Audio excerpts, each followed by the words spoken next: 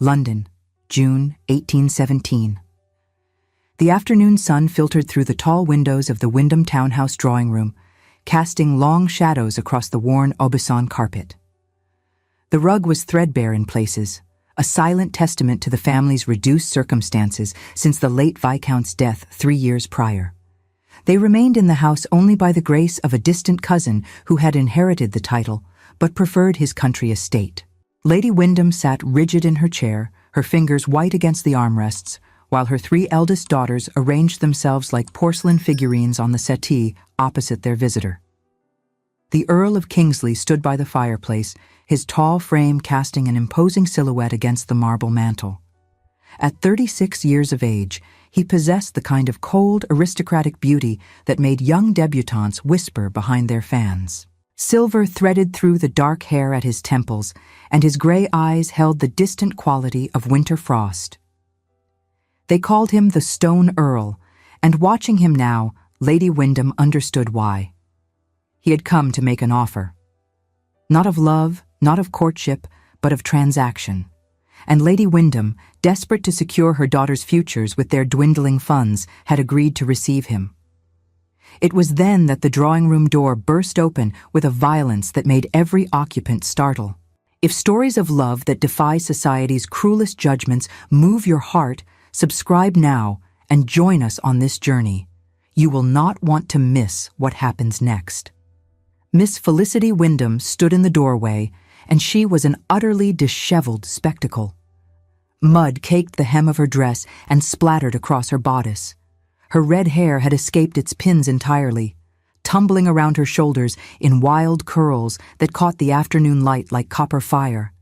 Freckles scattered across her nose and cheeks, and her chest heaved with exertion, suggesting she had walked at a furious pace from wherever she had been, unable to afford a hackney coach.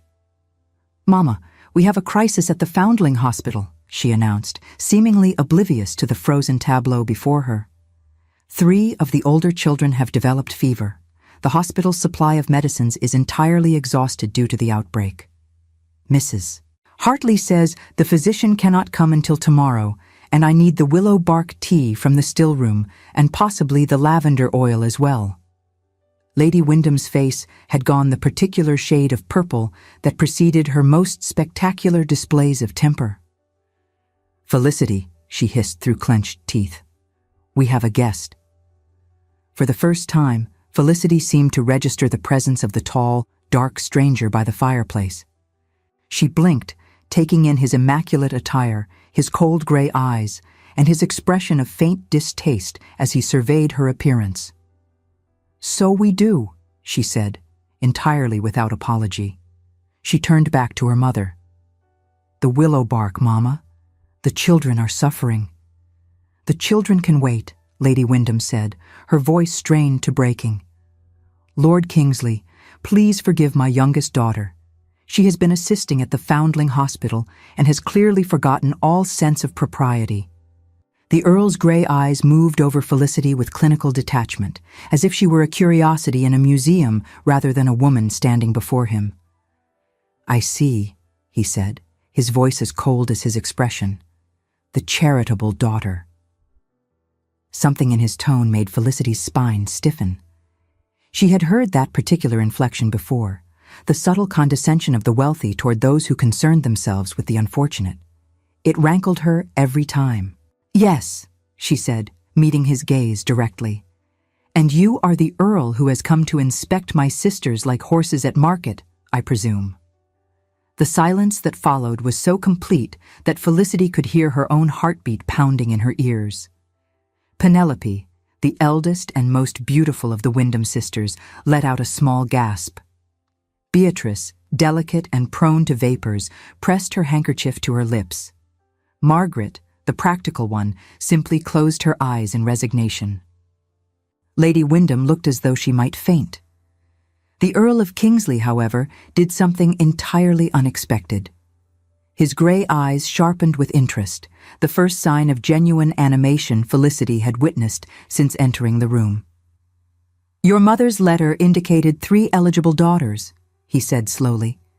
"It seems she underestimated the count." "I am not available," Felicity said firmly. "I have no intention of marrying anyone, least of all a man who treats my sisters as interchangeable commodities." "Felicity," Lady Wyndham's voice cracked like a whip, "you will apologize to his lordship immediately." "I will not." Felicity crossed her arms over her mud-stained bodice. "He came here to offer marriage to any daughter who would have him, did he not? Any daughter. As if it matters not at all which one. As if we are merely vessels for his heir rather than women with hearts and minds and preferences of our own." The Earl's expression remained impassive, but something flickered in the depths of those gray eyes. "You are remarkably well informed about the purpose of my visit. Servants talk, and my sisters write letters when they are anxious." Felicity gestured toward the settee where Penelope, Beatrice, and Margaret sat frozen in various states of mortification. "Look at them. 3 accomplished, beautiful women reduced to merchandise because a wealthy man has decided he requires a wife and cares not which one he receives." "Felicity, that is quite enough," Lady Wyndham said, rising from her chair with trembling dignity. "You will leave this room immediately and not return until you have remembered your manners." But Lord Kingsley raised one elegant hand. "No," he said quietly. "Let her speak. It has been some time since anyone has addressed me with such refreshing honesty." Felicity stared at him, momentarily thrown off balance by his response. She had expected cold fury, immediate dismissal, perhaps even a cutting remark about her appearance or her station. She had not expected this quiet invitation to continue. "Very well," she said, recovering herself. "You want honesty? Here it is. I have watched my sister Eugenia enter into a marriage of convenience with Lord Barrington. I have watched her disappear behind closed doors, watched the light fade from her eyes, watched her learn to hold herself carefully so that the bruises do not show beneath her sleeves." Lady Wyndham made a strangled sound of protest, but Felicity pressed on, her voice gaining strength. "Marriage in our world is a cage, my lord, for women at least. We are given to men who may use us, abuse us, and discard us as they see fit, and society calls this arrangement sacred. You speak of requiring a wife and an heir as if these are simple business transactions. But for whichever of my sisters agrees to your terms, it will be her entire life signed away. Her body, her freedom, her future children. All of it, given to a man who admits openly that he cares not which woman he takes, only that she fulfill her function." The drawing room had gone very still. Even Lady Wyndham had ceased her protestations, staring at her youngest daughter as if seeing her for the first time. Lord Kingsley remained by the fireplace, his gray eyes fixed on Felicity's face with an intensity that made her skin prickle. When he spoke, his voice was low and measured. "You make compelling arguments, Miss Wyndham, but you speak as though I created these cruel customs rather than merely observing them." "To accept the benefit of a cruel custom is to condone it," Felicity shot back. "You have wealth, title, power. You could choose differently.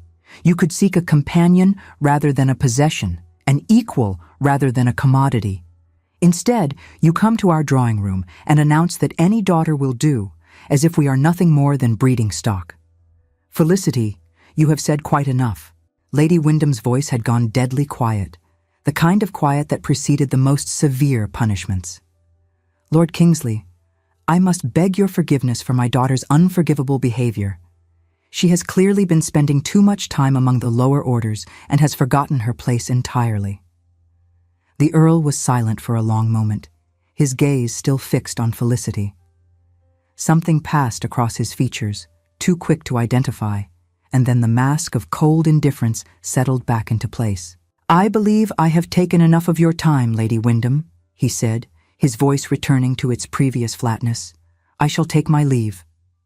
"My lord, please," Lady Wyndham said, desperation creeping into her tone. "My daughters, my other daughters, they are accomplished and beautiful, and would make any man a fine wife. Penelope plays the pianoforte beautifully, and Beatrice has the most delicate watercolors, and Margaret manages a household with remarkable efficiency. I am certain they are all admirable young women." The Earl inclined his head briefly. "Good afternoon, Lady Wyndham." "Ladies."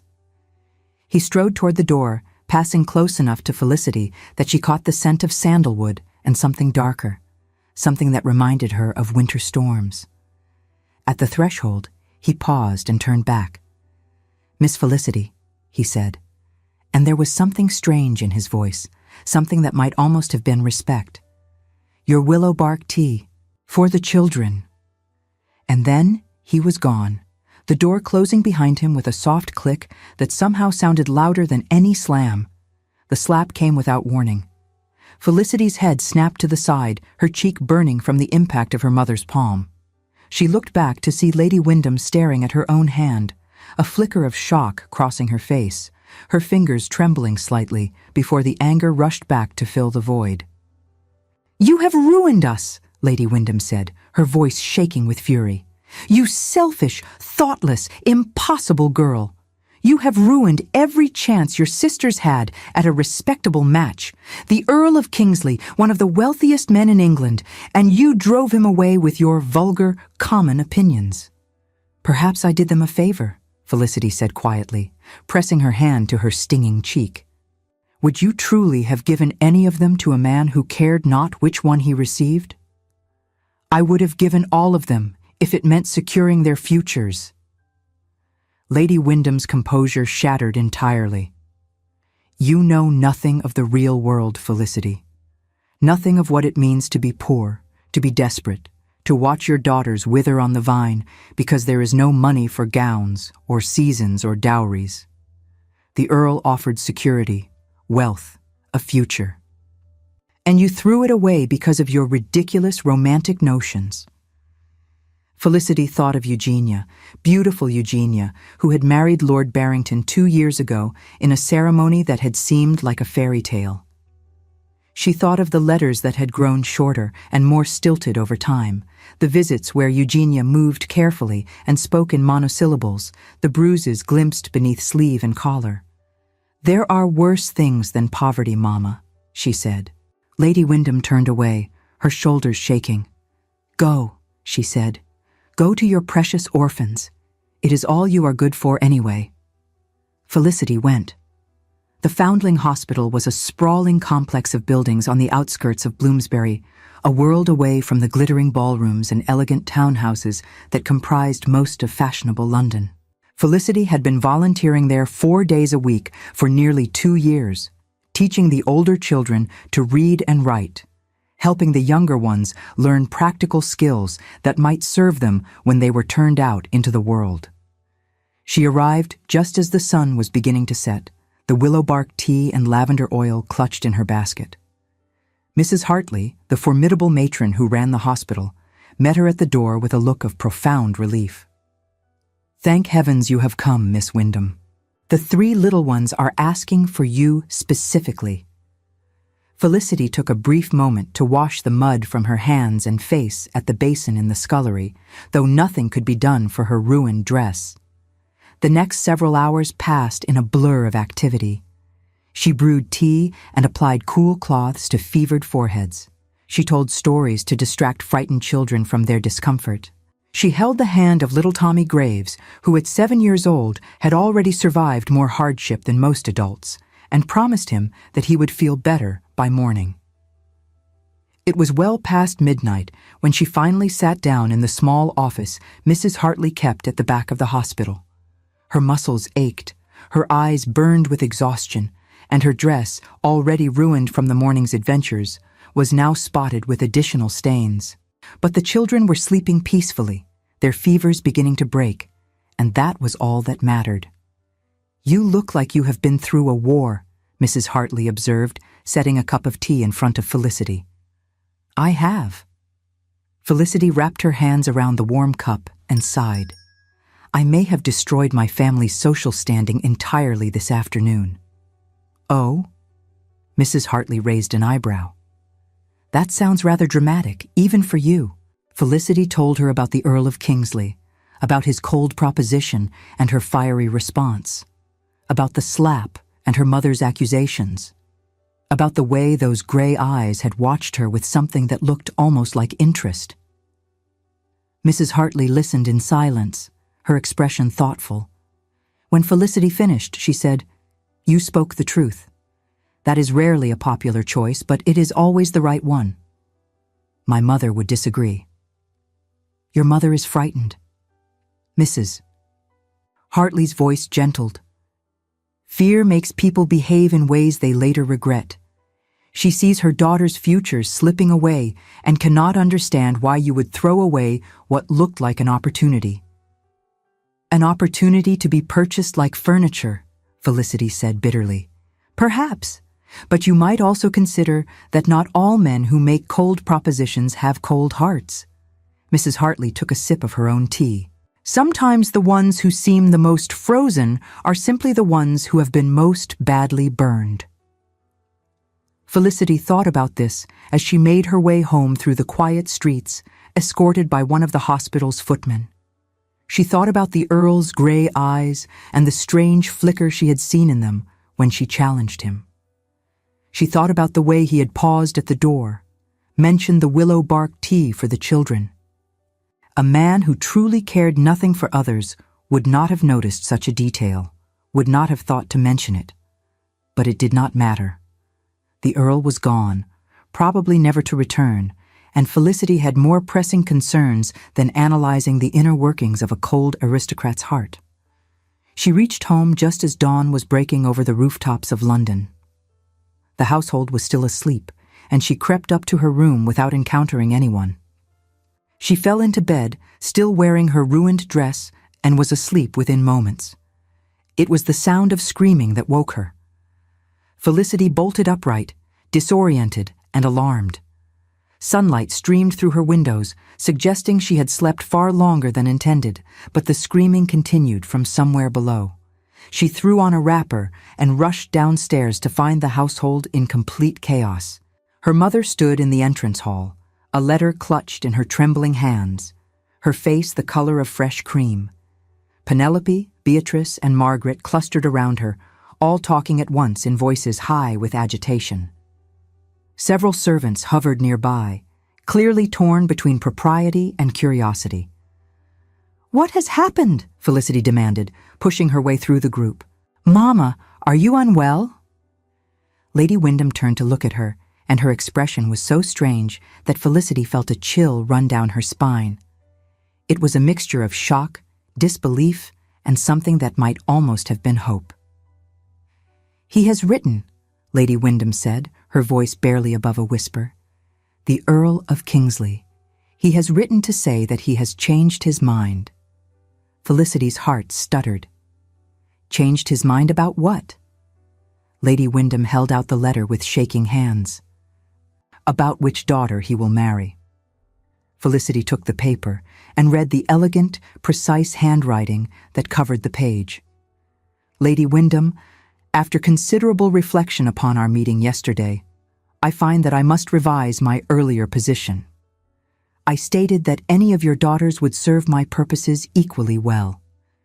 This was, as your youngest daughter so eloquently pointed out, an approach that treated the young women in question as commodities rather than individuals. I have therefore decided to be more specific in my requirements. I wish to marry Miss Felicity Wyndham. Only Miss Felicity Wyndham. She is the first person in many years who has spoken to me as a human being rather than a title. She challenged my assumptions, questioned my motives, and demonstrated a strength of character that I confess I had begun to believe no longer existed in the world. I am under no illusions that she will accept me easily. Indeed, based upon her opinions expressed yesterday, I suspect she will refuse me entirely. But I find that I cannot proceed with a cold transaction when I have glimpsed the possibility of something more. I offer Miss Felicity a true union of minds. Honesty, respect, and the freedom to continue her charitable work. I will not require her to perform happiness she does not feel or pretend to sentiments that do not exist. I ask only for the opportunity to prove that I am not the monster she believes me to be. I await her response. Tristan Sterling, Earl of Kingsley Felicity, read the letter 3 times before she could convince herself it was real. Around her, her family had fallen into stunned silence, all eyes fixed upon her face. "This is absurd," she finally said. "He cannot possibly mean this." "He means it." Margaret, ever practical, had recovered her composure first.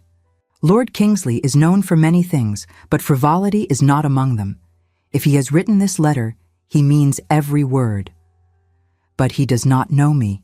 He met me once, covered in mud, while I berated him for treating my sisters like livestock. What possible reason could he have for wanting to marry me specifically?" "You told him the truth." Penelope's voice was quiet, thoughtful. "Perhaps that is reason enough." Felicity looked at her eldest sister, struck by the sadness in her eyes. Penelope, who was beautiful and accomplished and had been trained since birth to become some nobleman's perfect wife. Penelope, who had sat on that settee yesterday, prepared to be selected like a prize from a shelf. "I am sorry, Penelope. You deserved better than what I gave you yesterday." "No." Penelope shook her head. "You were right, about all of it. I have been so desperate to escape this house, to find security and stability, that I forgot to ask whether the price was worth paying. Lord Kingsley may be wealthy, but he is also cold and distant, and treats marriage as a business arrangement. I do not want that. I never wanted that. I simply could not see any other option." "Well," Lady Wyndham said, her voice regaining some of its usual sharpness, "it seems there is an option now. Felicity will accept the Earl's proposal, and our family will be saved." Felicity turned to stare at her mother. "I will do nothing of the sort. You will do as you are told for once in your life." Lady Wyndham's eyes blazed. "You created this situation with your vulgar outburst. You will repair it by accepting his offer." "His offer to marry me because I insulted him? That makes no sense, Mama. There must be some ulterior motive, some scheme I cannot see." "What possible scheme could he have?" Margaret asked reasonably. "He is one of the wealthiest men in England. He has no need of our modest fortune or our fading social connections. If he wished to marry for advantage, he would seek a duke's daughter, not a viscount's impoverished youngest." It was a fair point, and Felicity found herself momentarily at a loss for an argument. "Write to him," Beatrice suggested, her delicate features arranged in an expression of unusual determination. "Tell him no. See what he does. If he accepts your refusal gracefully, then we will know his offer was not entirely sincere. But if he persists, perhaps there is something genuine in his intentions." It was, Felicity had to admit, a reasonable plan. She retired to her room and composed a letter of refusal. She was polite but firm, explaining that while she appreciated his unexpected interest, she had no intention of marrying anyone, and therefore could not accept his proposal. She thanked him for his kind words about her character and wished him well in his search for a suitable bride. She sent the letter that afternoon and tried to return to her normal life. 2 days later, another letter arrived. "Miss Wyndham, I do not accept your refusal. I shall call upon you at 3 o'clock this afternoon to discuss the matter further."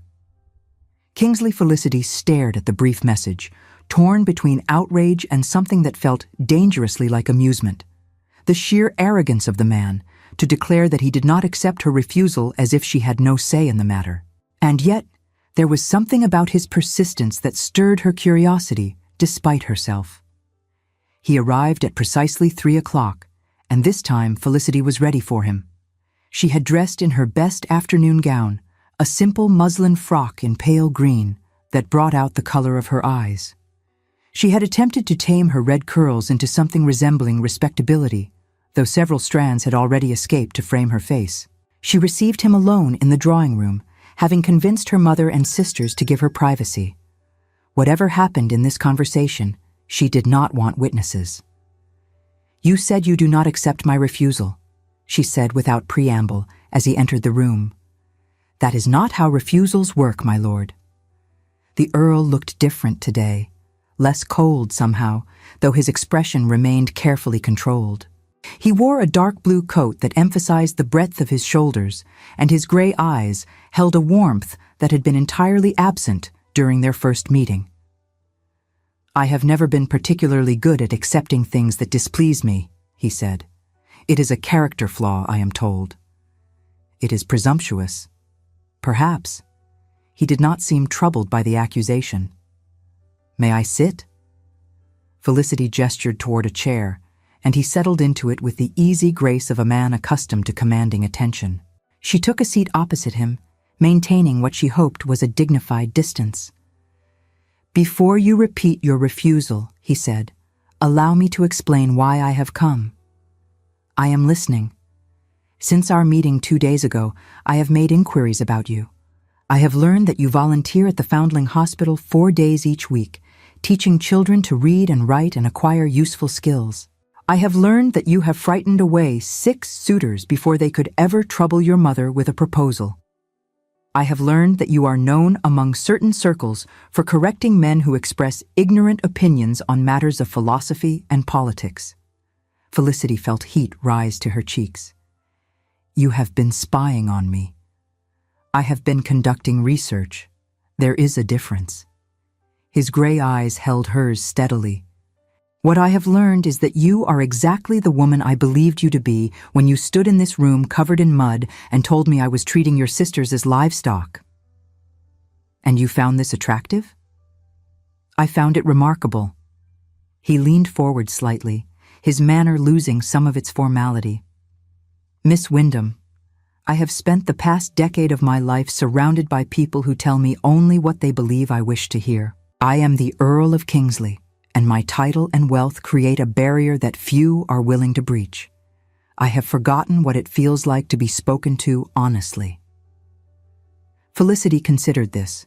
She thought about her own experiences in society, the endless performance of politeness and propriety that was expected of young women. She understood, perhaps better than most, the exhaustion of never being permitted to speak one's true thoughts. "That explains why my honesty appealed to you," she said slowly. "It does not explain why you wish to marry me." "I am offering you a true companionship." His voice was steady, his gaze unwavering. "Not a cage. You spoke of your sister's marriage and the darkness you have witnessed there. I am not Lord Barrington. I have no desire to control or diminish you. I want an equal, someone who will challenge me and speak truth to me and refuse to pretend happiness she does not feel." You speak very prettily," Felicity said, "but words are easy. How am I to trust that your actions will match your promises?" "You cannot." He acknowledged this with a slight inclination of his head. "Not yet. Trust must be earned, and I have done nothing to earn yours. That is why I am not asking you to marry me today." She blinked. "You are not?" "I am asking you to give me time. Allow me to prove who I am beneath the frost, as you so aptly called it. Allow me to show you that my fears and wounds are similar to your own, and that we might understand each other in ways that transcend the usual expectations of marriage." It was not what she had expected. She had expected pressure, demands, perhaps even threats given the way her mother had been behaving. She had not expected this quiet request for patience. "And if I agree to give you time," she said carefully, "what precisely does that entail?" "I will come to the Foundling Hospital tomorrow morning at 10 o'clock. I wish to see where you spend your days, to understand what you care about and who you truly are. After that, we will discuss whether you are willing to continue our acquaintance." Felicity studied his face, searching for signs of deception or ulterior motive. She found only a careful guardedness that she recognized from her own mirror, the mask of someone who had been hurt and learned to protect themselves accordingly. "Why?" she asked. "Why go to such lengths? There are countless women in London who would accept your proposal without question. Why pursue the one who insulted you?" Something shifted in his expression, a crack in the careful facade. Because you were the first person in years to see me as a man rather than a title. And because when you spoke of your sister's suffering, I saw in your eyes a pain that mirrored my own. The words hung in the air between them, weighted with meaning that Felicity could not quite decipher. She thought about her sister Eugenia, about the bruises and the silence. She thought about the Earl's cold proposal and the strange vulnerability she glimpsed beneath his composed exterior. "Very well," she said finally. "Come to the Foundling Hospital tomorrow at 10. I will show you my world, Lord Kingsley, and then we shall see." He arrived at precisely 10 o'clock the following morning, dressed far more simply than she had expected. Gone were the elaborate cravats and polished boots of society. He wore practical clothing better suited to activity, and he had left his carriage around the corner to avoid drawing attention. Mrs. Hartley raised her eyebrows when Felicity introduced him, but said nothing beyond a polite greeting. The children, however, had no such restraint. "Who is the tall man?" demanded little Tommy Graves, who had recovered completely from his fever. "Is he a giant? He looks like a giant." "He is a friend," Felicity said, aware of how inadequate the word was to describe whatever complicated thing existed between them. "He has come to learn about our work here." "Can he teach us something?" asked Mary Collins, an 8-year-old with serious dark eyes. "Miss Felicity teaches us reading. What can the giant teach us?" Lord Kingsley looked momentarily nonplussed, and Felicity felt a small flash of satisfaction at seeing him off balance for once. But then something unexpected happened. He crouched down to Mary's level, bringing his gray eyes to meet hers directly. "I know something of mathematics," he said gravely, "and I can tell you stories about ancient Rome, if that would interest you." Mary considered this. "Are there battles in the stories?" "Many battles, and gladiators, and emperors who were sometimes very wise and sometimes very foolish." "I should like to hear about the foolish emperors," Mary decided. "Foolish people are more interesting than wise ones." The Earl's lips twitched in what might have been a smile. "On that point, Miss Collins, we are in complete agreement." What followed was one of the strangest mornings of Felicity's life. She watched as the Earl of Kingsley, the Stone Earl, the man known throughout London for his cold demeanor and distant manner, sat on a small wooden chair surrounded by orphaned children and told them stories of Julius Caesar and Marcus Aurelius. He did not speak down to them. He did not simplify or condescend. He spoke to them as if they were intelligent beings capable of understanding complex ideas, and they responded with an engagement that surprised even Felicity. "Why did the emperor do that?" asked a boy called Samuel, frowning at a particularly confusing historical decision. "It seems very stupid." "It does it not?" The Earl nodded seriously. "Sometimes people in power make choices that seem obvious mistakes to those who come after. Often it is because they are afraid or proud or cannot see clearly because of their own pain." Felicity felt the words land somewhere deep in her chest. She thought about her mother's cruelty, born of fear for her daughter's futures. She thought about Lord Barrington's violence, perhaps rooted in his own dark wounds. She thought about the Earl himself, his coldness a shield against old griefs. Later, when the children had been sent to their lessons and Mrs. Hartley had tactfully withdrawn, Felicity and Lord Kingsley walked through the hospital's small garden. The roses were in bloom, their fragrance mixing with the city's less pleasant smells to create something unexpectedly lovely. She had watched him throughout the morning with a growing sense of bewilderment. This was not the cold, distant Earl who had stood in her mother's drawing room and announced that any daughter would do. This was a man who listened to children's stories with genuine interest, who asked questions that showed he was truly paying attention, who treated the smallest orphan with the same respect he would show a duke. "You are staring at me," he observed without turning his head. "I am trying to reconcile the man I saw this morning with the man who made that terrible proposal to my family. Perhaps they are the same man." He paused beside a climbing rose heavy with pink blooms. Perhaps one has simply been hiding inside the other for a very long time. What made you hide? He was silent for so long that Felicity thought he would not answer. When he finally spoke, his voice had lost its careful control, revealing something raw and painful beneath. "You surprised me today," Felicity admitted. "I did not expect you to engage with the children so genuinely." "I surprised myself." He was quiet for a moment, his gray eyes fixed on a climbing rose that had nearly overtaken the garden wall. "There was a time many years ago when I was not so cold as I have become, when I believed in connection and warmth and the possibility of happiness." "What changed?" He did not answer immediately. When he did speak, his voice was carefully controlled, but she could hear the pain beneath the words. "I had a younger brother, Thomas. He was the bright one, the warm one, the one everyone loved. I adored him beyond reason. When I was 23, he fell ill with a fever that swept through our country estate. He was 14 years old. I sat with him for 3 days and nights, holding his hand, promising him that he would recover. He died on the 4th morning, while I was sleeping in the chair beside his bed." Felicity's throat tightened. She had not expected this, had not been prepared for the raw vulnerability in his confession. "I am sorry," she said softly. "That is a terrible loss." "It was only the beginning." His jaw tightened. "My mother never recovered from Thomas's death. She had always been fragile, prone to dark moods and fits of jealousy, but after we buried him, she lost herself entirely. She began to believe that my father was responsible, that he had brought the fever into the house through some negligence.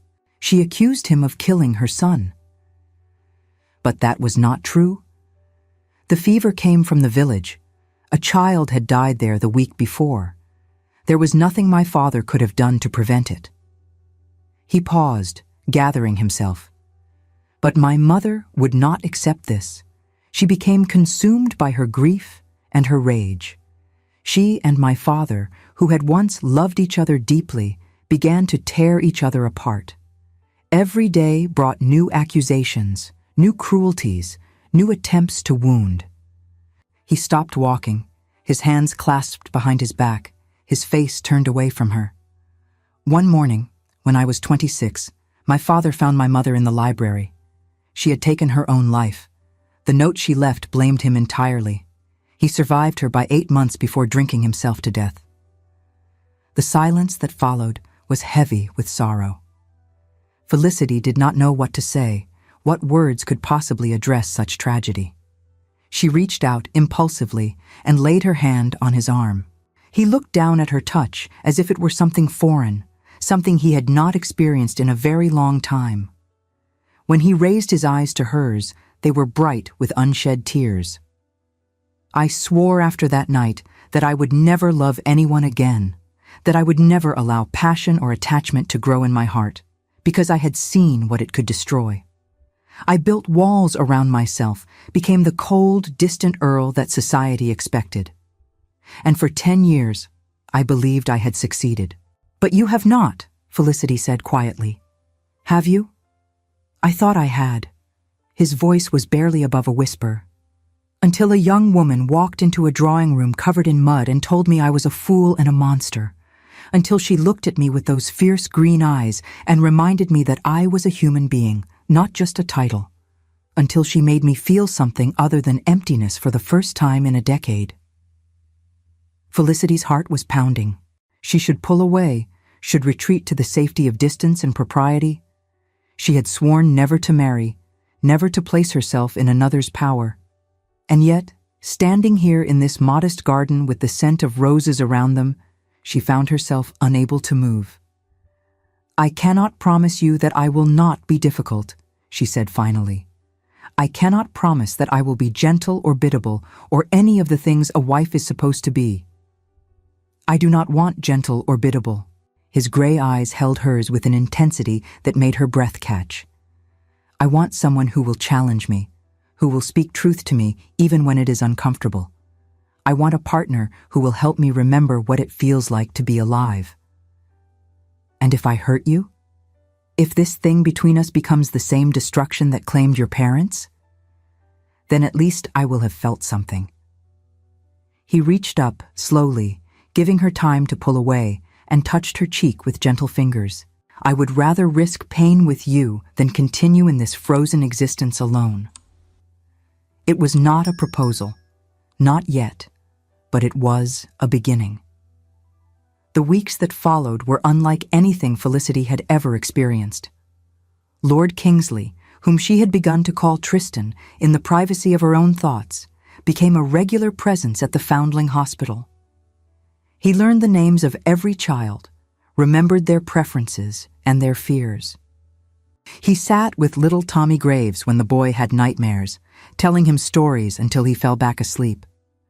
When a fever swept through the hospital again, and one of the youngest children, a girl called Rose, fell critically ill, Tristan was there through the long nights. He held the child in his arms as her small body fought for life, and when she slipped away just before dawn, Felicity watched tears fall silently down his cheeks. He helped carry the tiny coffin to the burial ground. And afterward, he held Felicity while she wept for the life lost too soon. "Why do you come here?" she asked him one afternoon, as they sat in the garden where they had first truly spoken. "You do not have to. You have done enough to prove your sincerity." "I do not come here to prove anything." His gray eyes were soft as he looked at her. "I come because these children have taught me something I had forgotten. That vulnerability is not weakness. That opening oneself to pain is the price of opening oneself to joy. I taught you that? You reminded me of what I already knew and chose to forget." He took her hand in his, threading their fingers together. "You walked into my life late and disheveled and covered in mud, and you knocked down every wall I had spent a decade building. You are magnificent and impossible, and exactly what I needed. Flattery will not make me more amenable to your proposal," she said, but she was smiling. "Then perhaps this will." He leaned forward and kissed her, gently at first, then with growing intensity. Felicity had been kissed before, stolen moments with suitors she had no intention of accepting. But this was different. This felt like coming home. When they finally drew apart, both breathing unsteadily, his gray eyes searched hers with an expression of such hope that it made her heart ache. "Marry me," he said, "not because society expects it, or because your mother demands it, or because I am wealthy and titled and can provide for you. Marry me because you feel this thing between us. Marry me because you believe, as I do, that we could build something real together." She wanted to say yes. Every fiber of her being wanted to say yes. But fear still held her back. The memory of Eugenia's bruises and her mother's warnings about what marriage truly meant for women.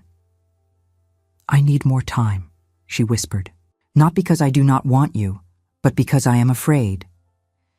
"Then take what time you need." He pressed a kiss to her forehead. "I have waited 10 years to feel anything at all. I can wait a while longer for you." They returned to London society together, and the whispers began immediately. The Earl of Kingsley, attentive to the plain, red-haired Wyndham girl. The Earl of Kingsley, escorting her to assemblies and balls and dinners, dancing with her far more than the 2 dances propriety allowed. The Earl of Kingsley, smiling in public for the first time anyone could remember. The gossip was relentless. Some said she had bewitched him with strange arts learned at the Foundling Hospital. Some said it was a temporary madness that would pass when he came to his senses. Some said she must be with child, and he was doing the honorable thing. Felicity heard it all, the whispers behind fans and the pointed comments just loud enough to reach her ears. She held her head high and pretended not to notice, but the poison seeped in despite her best efforts. "Have you noticed?" one matron said to another at a ball, standing close enough to Felicity that every word was audible. "Such a waste of a man on that charity case. He will tire of her soon enough and seek more appropriate companionship. It is always the way with these things. Poor plain thing. She must know it cannot last. Felicity felt the words land like blows, awakening every insecurity she had ever possessed. She thought of her mother's warnings about men and their inconstancy. She thought of Tristan's first proposal, cold and transactional, and wondered if this warmth was merely performance. That night, when he came to her in the moonlit conservatory where they had stolen a moment alone, she could not meet his eyes. "What has happened?" He tilted her chin up gently, concern etched across his features. "Something is troubling you." She told him about the whispers, about the matron's predictions, about the fear that had been growing in her heart since they returned to society. When she finished, his expression had gone dark with fury. "Who said these things to you?" "It does not matter." "It matters to me." His jaw was tight. "These venomous gossips attacking you simply because you dared to capture my attention when they could not. I will not permit it. You cannot control what people say, Tristan." "Perhaps not, but I can make my position clear." He took both her hands in his. "I wish to announce our engagement publicly. I wish to host a ball in your honor, to introduce you to society as my chosen partner. And I wish to make it absolutely clear to everyone present that any disrespect toward you is a personal insult to me." Felicity's heart raced. Part of her thrilled at his fierce protection, but part of her still cowered from the attention such a gesture would bring. "I do not know if I am ready for that." "Then tell me what you need.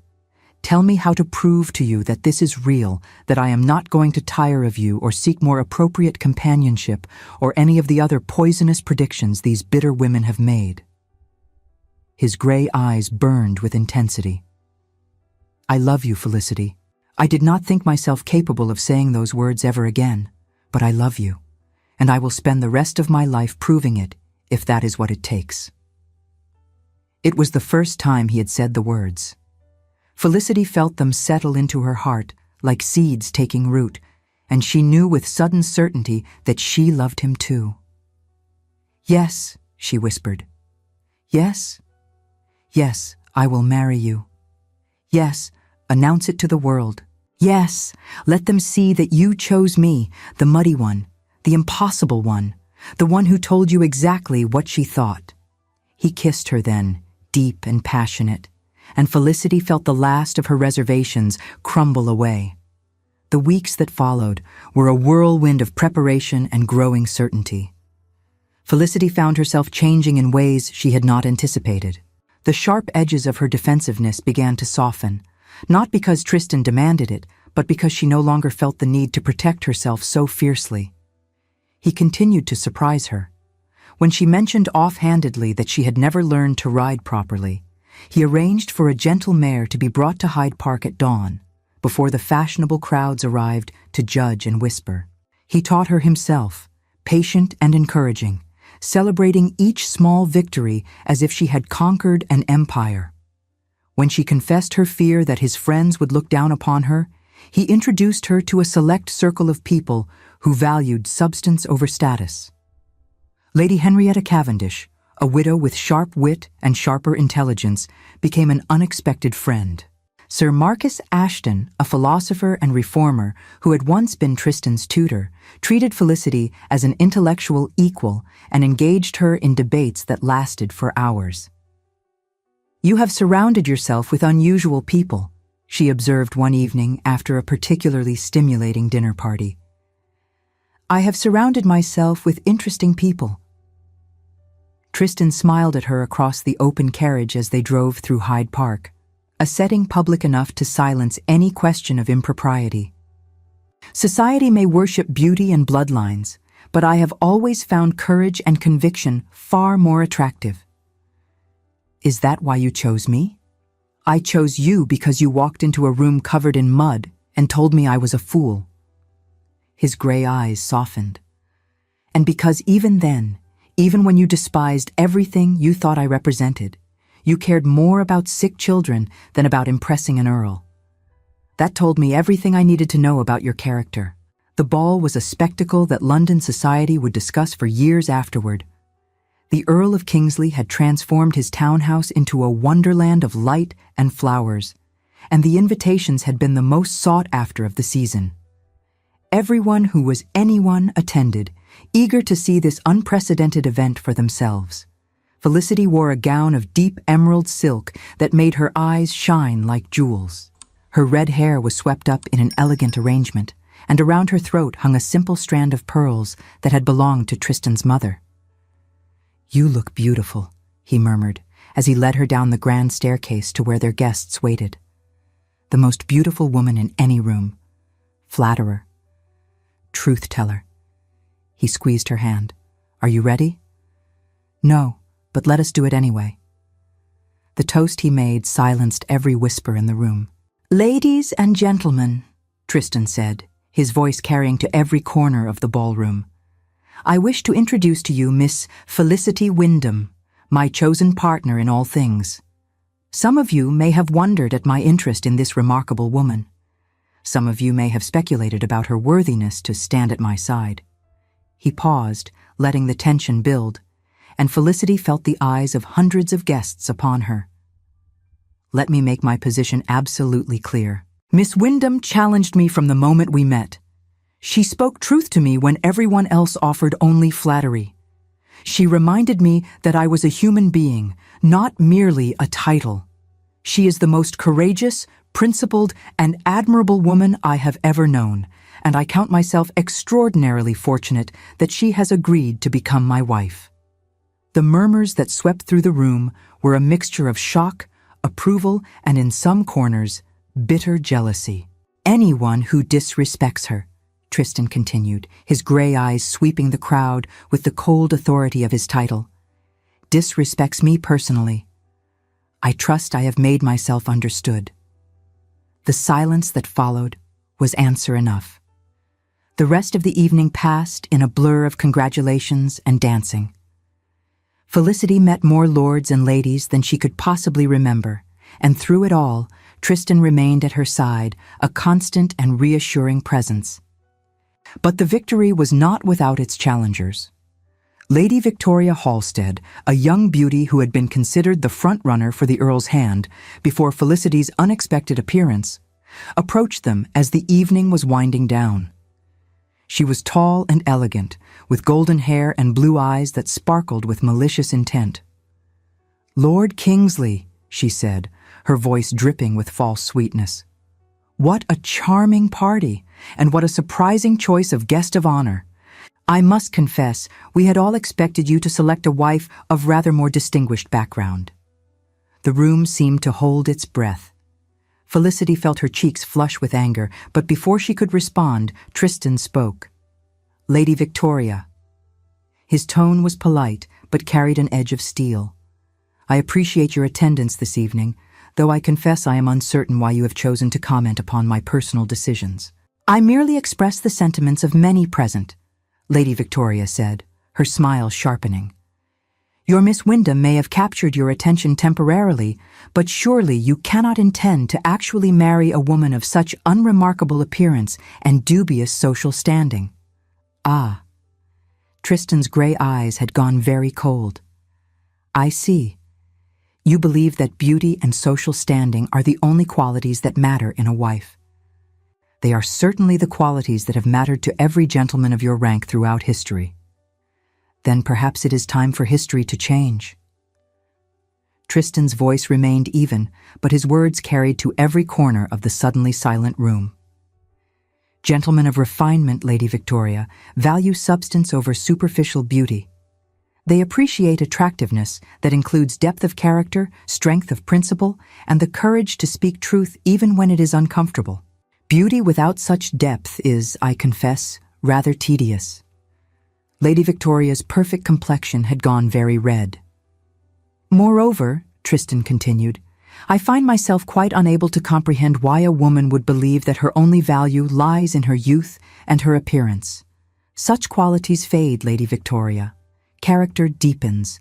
I pity any woman who has been raised to believe otherwise."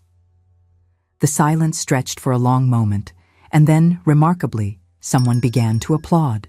Others joined in, and Lady Victoria, her face a mask of humiliated fury, retreated into the crowd. Later that night, when the guests had gone and they stood together in the moonlit garden, Felicity turned to Tristan with wonder in her eyes. "You did not have to do that." "Yes, I did." He pulled her close, his arms wrapping around her with fierce protectiveness. "I will always defend you, Felicity, against gossips and rivals and anyone else who dares to diminish your worth. You are extraordinary, and I will spend the rest of my life making certain you never forget it." She kissed him then, pouring all of her love and gratitude into the embrace.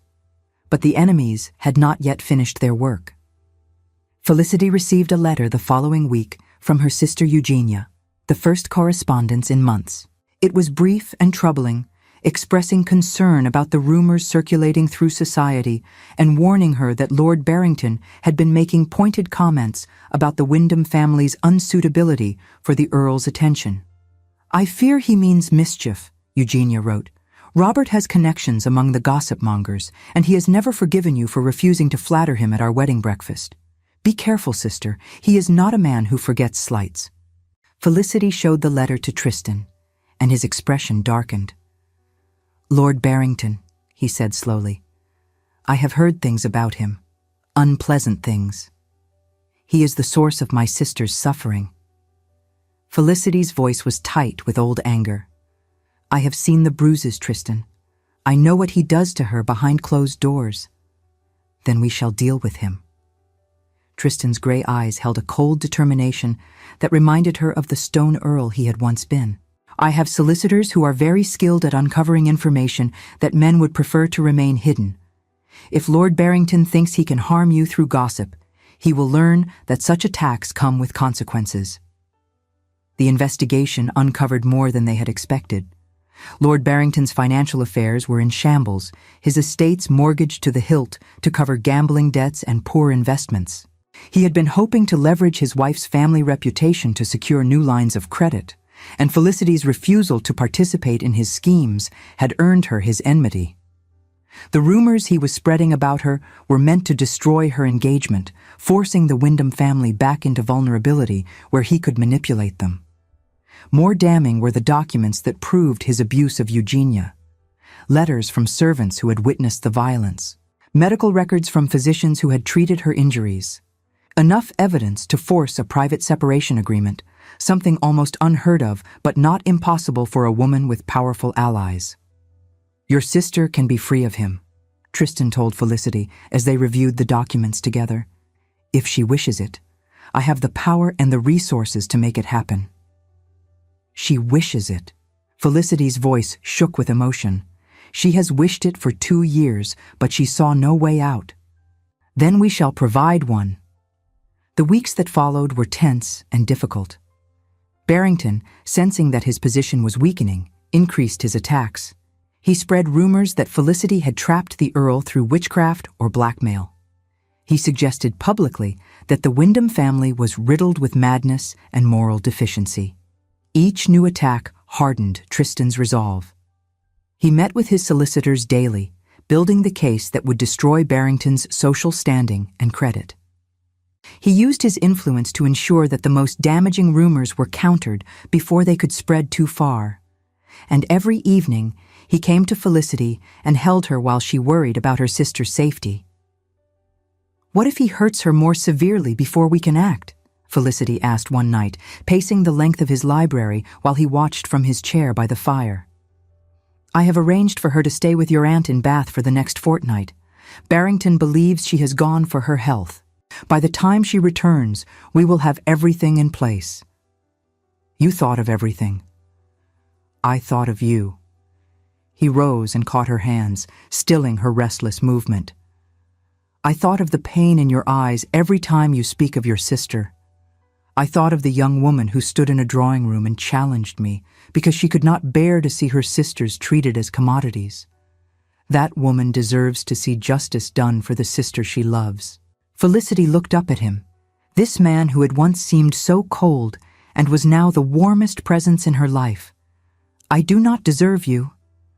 On the contrary, he lifted her hands to his lips. I suspect we deserve each other perfectly. Two impossible people who found each other against all odds. The confrontation with Lord Barrington happened at a dinner party 2 weeks before the wedding. Tristan had arranged for them to be seated near each other, and when the opportunity arose, he struck. "Lord Barrington," he said, his voice carrying just far enough to be heard by several influential guests. "I understand you have been circulating certain rumors about my fiancée and her family." Barrington's face went pale, then red with anger. "I am sure I do not know what you mean." "Allow me to refresh your memory." Tristan produced a folded paper from his pocket. "I have here a list of establishments where you have been overheard making disparaging comments about the Wyndham family. Shall I read them aloud, or would you prefer a more private discussion?" "This is outrageous," Barrington sputtered. "I shall not sit here and be accused of." "Additionally," Tristan continued, as if Barrington had not spoken, "I have received some very interesting documents regarding your treatment of Lady Barrington. Documents that I am prepared to share with the appropriate authorities unless certain conditions are met." The blood drained from Barrington's face entirely. "You cannot," he whispered. "The scandal would destroy." "The scandal would destroy you, Lord Barrington, not your wife, who is the victim of your cruelty, but you." Tristan's gray eyes were cold as winter ice.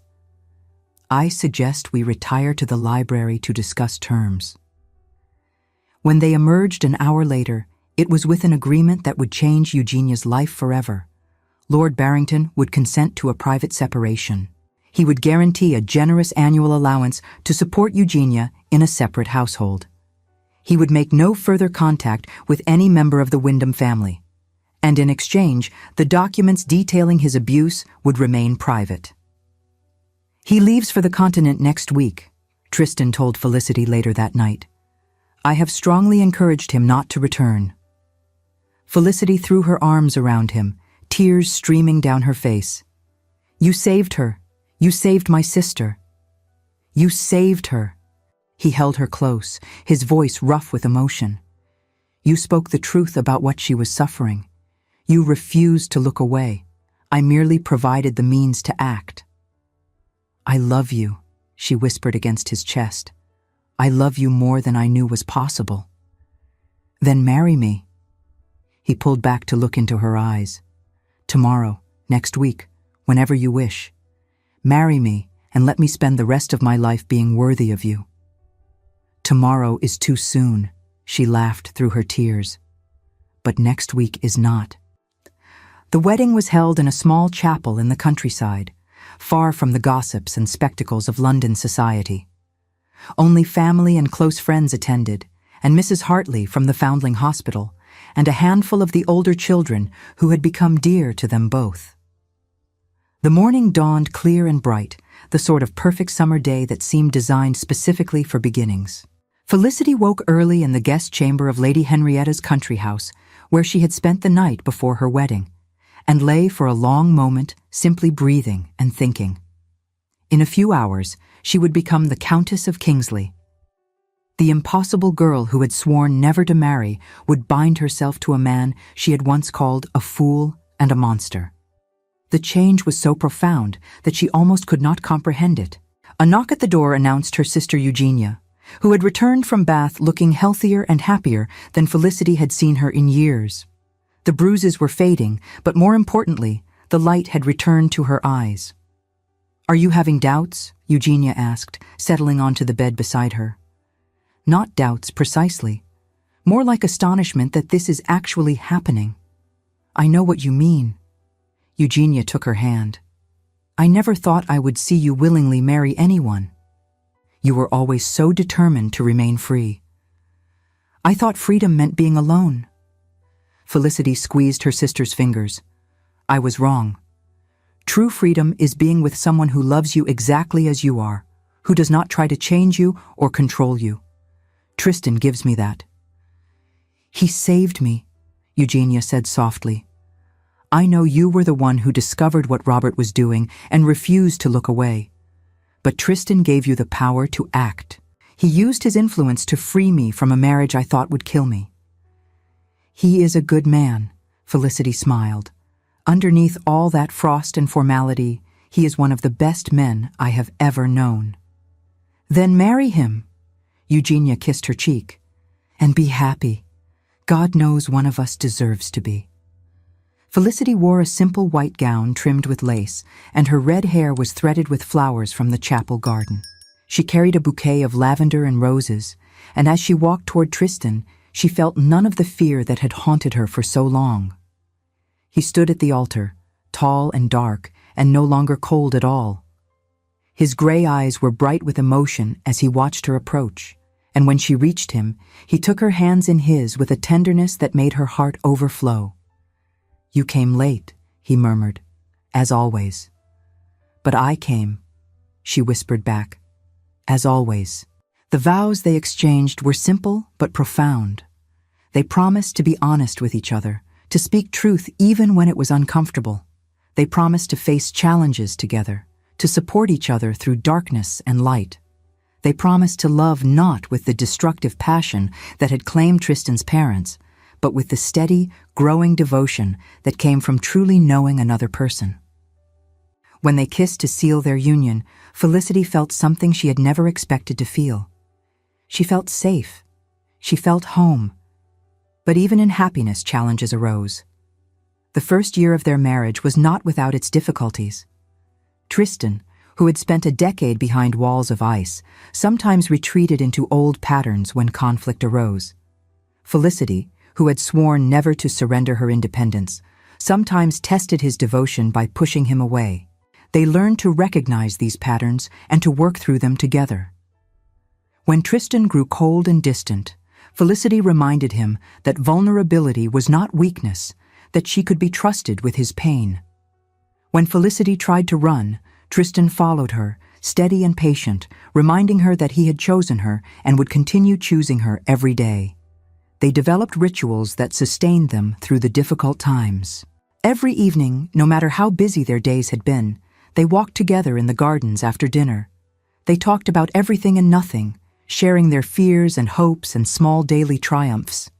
These walks became sacred to them, a time when the rest of the world fell away and they were simply two people who loved each other.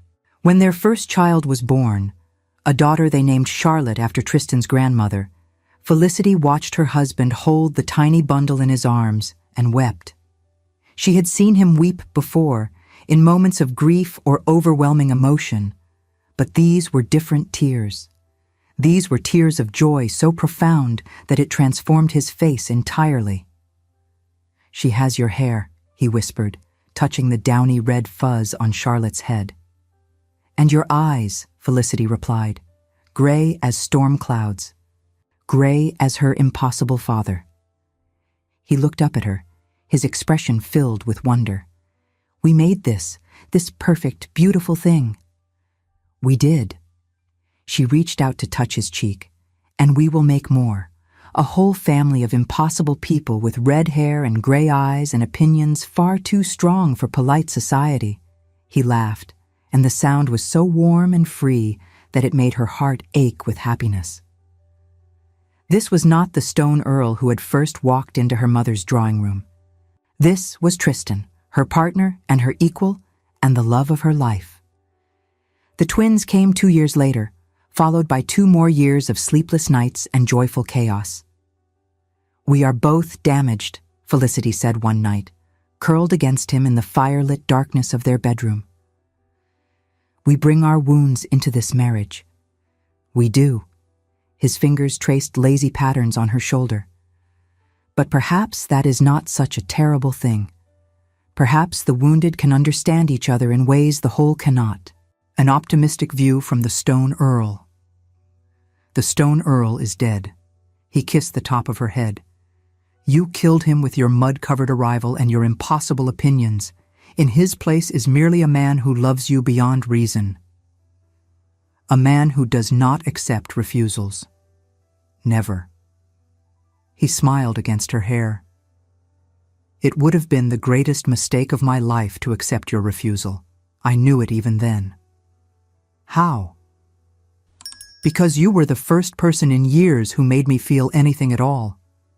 And I was not willing to let that go without a fight. 10 years later. The summer sun bathed the gardens of Kingsley Abbey in golden light, and the lavender beds were in full bloom. Their fragrance drifted on the warm breeze, mingling with the sound of children's laughter. Felicity, Countess of Kingsley, stood on the terrace and watched her family with a heart so full it sometimes felt impossible to contain. Tristan was on the lawn below, attempting to teach their twin sons the rudiments of cricket. Edmund, who at 7 years old had inherited his father's dark hair and his mother's fierce green eyes, was wielding the bat with more enthusiasm than skill. Thomas, named for the beloved uncle he would never know, stood ready to bowl, his expression of intense concentration an exact replica of his father's. Charlotte, their eldest at 9, was perched in the branches of the old oak tree that had stood on these grounds for centuries. She had her mother's red hair and her father's cool gray eyes, and she was watching the cricket lesson with undisguised amusement. "Papa is making a terrible muddle of it," she called down. "He keeps telling Edmund to hold the bat properly, but Edmund does not care about proper. He cares about hitting things. Young ladies do not climb trees," Felicity called up to her daughter, though her voice held no real reproof.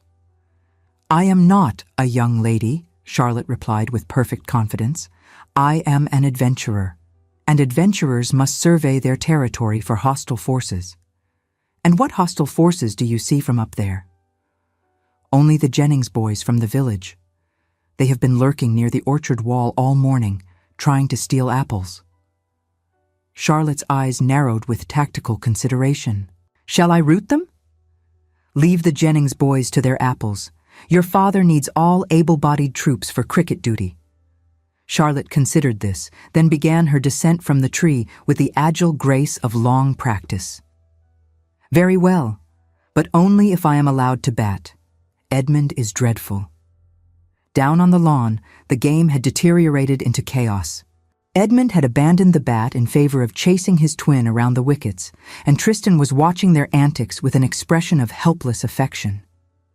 He looked up as Felicity approached, and his face transformed into the smile that still made her heart skip after a decade of marriage. The silver at his temples had spread, and lines had appeared around his eyes from years of laughter and life, but he was more handsome now than he had been as the cold, distant Earl who had walked into her mother's drawing room so long ago. "Your daughter is impossible," he said as she reached him. "My daughter when she is clever and charming. Your daughter when she is stubborn and refuses to follow rules." "That seems unfair, given that she inherited both traits from you." Felicity laughed and slipped her arm through his.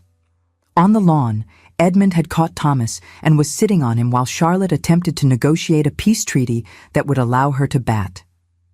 "I never imagined this," Felicity said softly. "When you first came to our drawing room with your cold proposal, I never could have imagined that it would lead to this." "I could." Tristan pressed a kiss to her temple. "Not the specifics, perhaps, but I knew, even then, that you were extraordinary.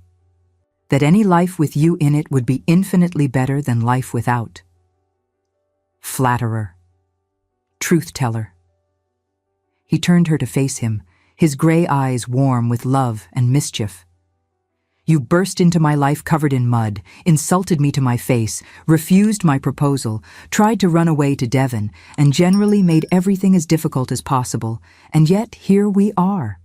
"Here we are," she agreed, "with 3 children who seem determined to terrorize the countryside, and a marriage that defies every expectation I ever had. Are you happy?" She considered the question seriously, as she always did.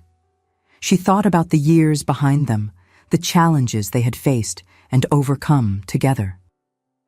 She thought about Eugenia, now happily remarried to a kind country gentleman who adored her. She thought about her mother, who had finally admitted, grudgingly, that Felicity had made the right choice. She thought about the Foundling Hospital, where she still volunteered when she could, now accompanied by her husband and often by their children. She thought about the man beside her, who had once been frozen by grief and fear, who had let her knock down his walls and teach him to feel again. "Yes," she said, "more happy than I ever believed possible." "Good." He kissed her, soft and sweet. "Because I intend to make you happy for at least another 50 years, and I needed to know I was on the right track." "Mama! Papa!" Charlotte's voice carried across the lawn. "Edmund has hit Thomas with the cricket bat, and Thomas is threatening revenge." Tristan sighed. "Duty calls." "So it does." Felicity squeezed his hand. "Come, my lord. Your children require intervention before they do each other permanent damage." They walked down to the lawn together, hand in hand as they had been for 10 years and as they would be for many more. The sun was beginning to set, painting the sky in shades of gold and rose. On the terrace, the butler appeared, sounding the gong to announce that dinner was served. Edmund was not seriously injured, merely indignant. Thomas's revenge had been talked down to a mere threat. Charlotte had claimed the bat and was demonstrating proper form to both her brothers, who were ignoring her completely. It was chaotic and noisy and absolutely nothing like the quiet, controlled life Felicity had once imagined for herself. It was everything she had never known she wanted. As she looked around at her family, at the man she had chosen against all odds and the children they had created together, she thought about that young woman 10 years ago. The one who had sworn never to marry, never to trust, never to risk her heart.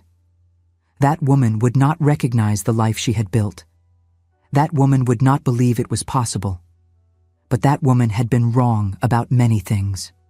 Wrong about marriage, wrong about trust, wrong about the possibility of finding a partner who was truly her equal. Not impossible, merely waiting. Waiting for an arrogant earl who proposed in cold terms but loved in warm ones. Waiting for a man specific enough to choose only the woman who had insulted him to his face. Waiting for Tristan. The summer sun was setting now, casting long shadows across the lawn where her children played. The butler was waiting patiently by the door. Charlotte was explaining loudly that girls should absolutely be allowed to play cricket. Edmund and Thomas had formed a temporary alliance against their sister's superiority. It was messy and loud and utterly imperfect. It was everything. Felicity looked at Tristan, who was watching her with the expression of quiet wonder that still appeared on his face sometimes, as if he could not quite believe his good fortune. She smiled at him, and he smiled back, and she thought about how love was not always lightning and thunder. Sometimes it was built brick by brick, day by day, choice by choice. Sometimes it grew in the spaces between arguments and misunderstandings, watered by honesty and trust and the willingness to be vulnerable. Sometimes it looked like a cold earl learning to play with orphan children, or a stubborn woman learning to believe she was worthy of partnership. Their love had been built that way, not in a moment of passion, but in months and years of shared work, shared grief, shared unexpected grace. It was the kind of love that thawed the coldest hearts, the kind that lasted. Walking toward the house with her family around her, and her husband's hand warm in hers, Felicity smiled. Because this was what it meant to live and love and finally, impossibly, find happiness. Complete chaos. Absolutely perfect. Exactly right. Thank you so much for staying with us until the end. If this story touched your heart, please like, subscribe, and share with someone who needs to hear it. Your support helps us continue creating stories of love, resilience, and hope.